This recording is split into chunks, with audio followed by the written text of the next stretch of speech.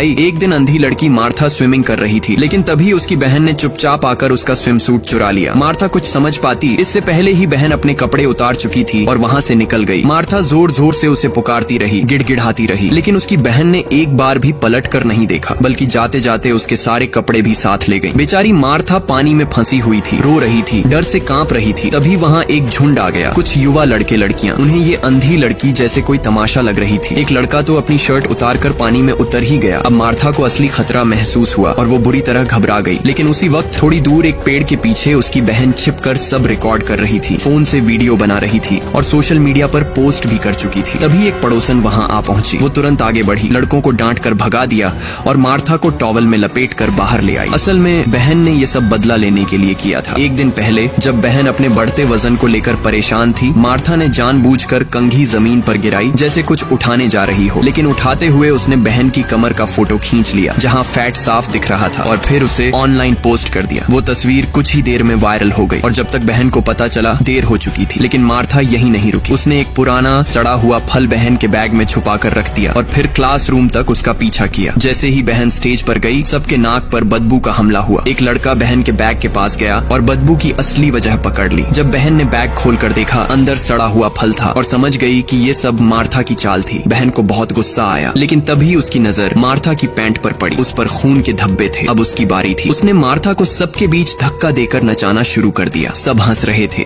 लेकिन सबसे ज्यादा जोर से हंस रही थी उसकी खुद की बहन। मार्था की आंखों में आंसू थे। वो खुद को बहुत अपमानित महसूस कर रही थी। उसी दिन मार्था को एक ऑनलाइन बॉयफ्रेंड मिला। वो बहन को बताकर डेट पर निकल पड़ी, लेकिन जब बहन ने खिड़की से देखा तो जो लड़का आया था वो कोई नौजवान नहीं बल्कि एक बूढ़ा आदमी था। उसे समझ आ गया मार्था को धोखा मिला है। उधर बूढ़ा आदमी मार्था को एक सुनसान बगीचे में ले गया और चुपचाप उसका फोन चुरा लिया। बहन ने उसे कॉल किया पर कोई जवाब नहीं मिला। फिर उसने फोन की लोकेशन ट्रैक की और वहीं की ओर दौड़ पड़ी। इधर उस आदमी ने जब देखा कि कोई आसपास नहीं है तो अपना घिनौना प्लान शुरू कर दिया। मार्था को कुछ अजीब सा लगा। उसने भागने की कोशिश की लेकिन गिर पड़ी। वो आदमी धीरे धीरे उसके पास आ रहा था। तभी जोर का एक झटका लगा, आदमी धड़ाम से गिर गया। बहन वहाँ समय पर पहुँच गई थी। आखिरकार चाहे जैसे भी हो, बहन तो बहन ही होती है। पुलिस आई और उस आदमी को पकड़ कर ले गई और उन दोनों बहनों के बीच जो दीवार थी वो गिर चुकी थी।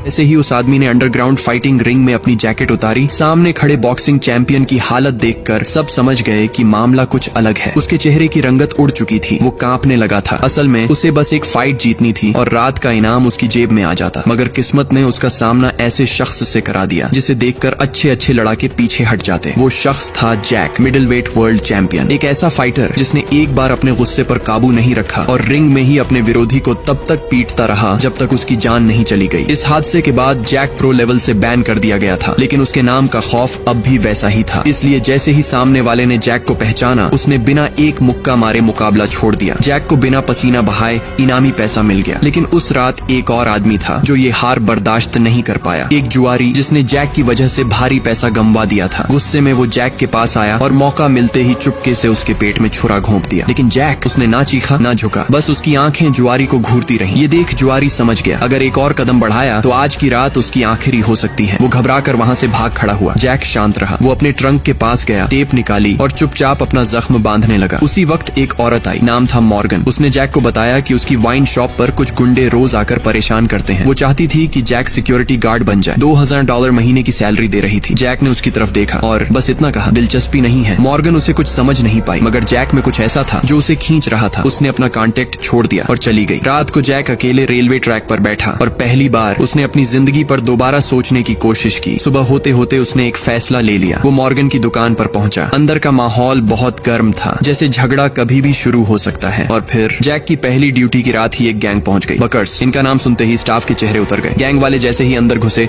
बदतमीजी शुरू हो गई। कस्टमर डर कर बाहर जाने लगे। दुकान खाली होने लगी। लेकिन जैक, वो एकदम शांत था। उसने बस अपनी कुर्सी से उठकर गर्दन घुमाई और उनकी तरफ बढ़ने लगा। अब दोस्तों, अगर आप पार्ट 2 भी देखना चाहते हो तो कमेंट में जरूर बताना।